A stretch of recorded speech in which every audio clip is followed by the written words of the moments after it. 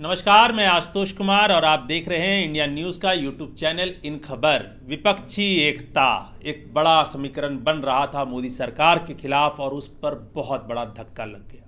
कल मायावती जी सामने आई और कांग्रेस पर कई आरोप लगाए और अभी कमलनाथ ने प्रेस कॉन्फ्रेंस की और उन्होंने भी एक तरीके से अंदाज दे दिया कि अब मायावती हमारे साथ रहे ना रहे, हम उनके बिना भी चुनाव लड़ सकेंगे।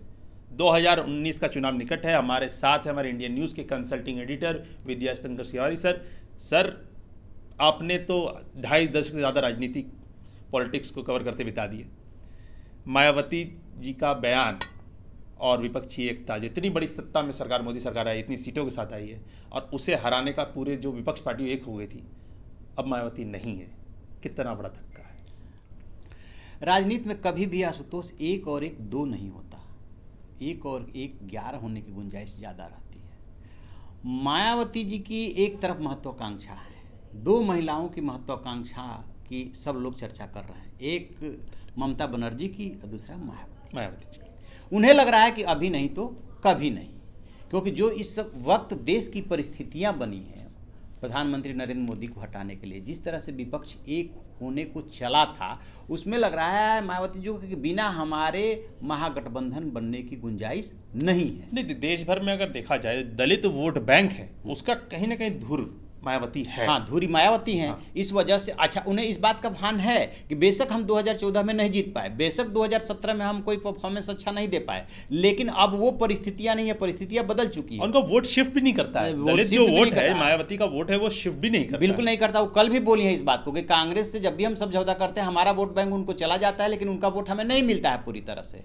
तो वो इस सब बातों को समझ रही है और अब वो अपने शर्तों पर समझौता चाह रही है, जो कि कोई भी पॉलिटिकल पार्टी एक तरफा कोई समझौता नहीं हो सकता है। अखिलेश एक तरह से अखिलेश यादव समर्पण किए हुए हैं कि दोनों पार्टियां मिल करके लड़ेंगी तो उत्तर प्रदेश में बीजेपी को हराया जा सकता है, लेकिन वो अखिलेश यादव हो चाहे कांग्रेस हो, उनसे बहुत ज़्यादा एडजस्टमेंट करने वाली नहीं है। तो अब हम क्या माने, हम मायावती के बिना जो विपक्ष महागठबंधन है मायावती के बिना चुनाव लड़ेगा, ये आपको कितना चांसेस लग रहे हैं? देखिए, अभी चूंकि 7-8 महीना है और राजनीति जो है क्षण क्षण बदलती है, तो बहुत सारी अभी करवटें लेगी ये राजनीति। अब क्या गुंजाइश बनेगी, क्या, जैसा कि दिग्विजय सिंह पे जो मायावती ने आरोप लगाया कि सीबीआई और ईडी के डर से ऐसा हो रहा है, दिग्विजय सिंह ने बोला मायावती के लिए और मायावती ने बोला दिग्विजय सिंह पे आरोप लगाया कि उनकी वजह से ये टूट रहा है। इसको एकदम से नकारा नहीं जा सकता। अब भी आप गौर करेंगे तो बिहार में जो कुछ लालू यादव के फैमिली के साथ हुआ, बेशक वो मामला एग्जिस्ट करता हो, लेकिन जो एजेंसियां ने जिस तरह से एक्शन लिया, उन एजेंसियों का एक्शन चाहे यूपीए का शासन है या चाहे एनडीए का शासन, देखा गया है जो सत्ता में रहती है पार्टी, वो किस तरीके से एजेंसियों का इस्तेमाल करती है अपने सियासी फायदे के लिए। हम लोग खुल के आरोप तो नहीं लगा सकते, लेकिन बातें तो दबी कुचली आती है कि कैसे समीकरण बदलाया जाता है चुनाव से पहले, कैसे उसका इस्तेमाल किया जाता है। लेकिन सर, मान लीजिए बसपा अलग हो गई, अलग चुनाव लड़ रही है, बाकी विपक्षी एकता एक साथ लड़ रही है चुनाव, यहाँ जो अपना एनडीए गठबंधन एक साथ चुनाव लड़ रहा है, इसका कितना असर रहेगा? बहुत ज़्यादा असर पड़ने वाला है, क्योंकि हर बार यूपी एक ऐसा राज्य है जो कि दिल्ली का रास्ता देता है। 80 सीटें हैं उत्तर प्रदेश में सबसे ज़्यादा, और इस समय 73 सीटें हैं एनडीए के पास। तो यदि मायावती अलग हो जाती हैं तो उत्तर प्रदेश जो है बहुत कुछ डिसाइड कर देगा। जो बीजेपी अभी ढूंढ रही है अन्य राज्यों में, मसलन उड़ीसा में, मसलन पश्चिम बंगाल में, मसलन नॉर्थ ईस्ट में, कि हम यहाँ से भरपाई करेंगे, यदि ये गठबंधन टूटता है, नहीं हो पाता है, टूटेगा तो तब जब बनेगा, नहीं बन पाता है तो मान के चलिए कि बीजेपी की राह आसान होगी।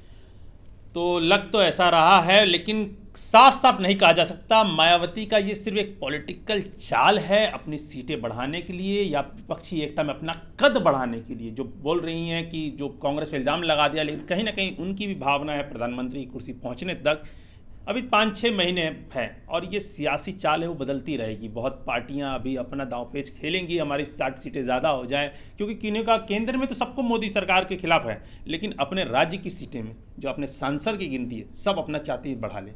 तो हम लगातार इस पर नज़र बनाए रखेंगे। सियासी सुई धागा हमारा नया शो है, जो ताना बाना बुना जाता है सियासत का, उससे हम यहाँ डिकोड करेंगे।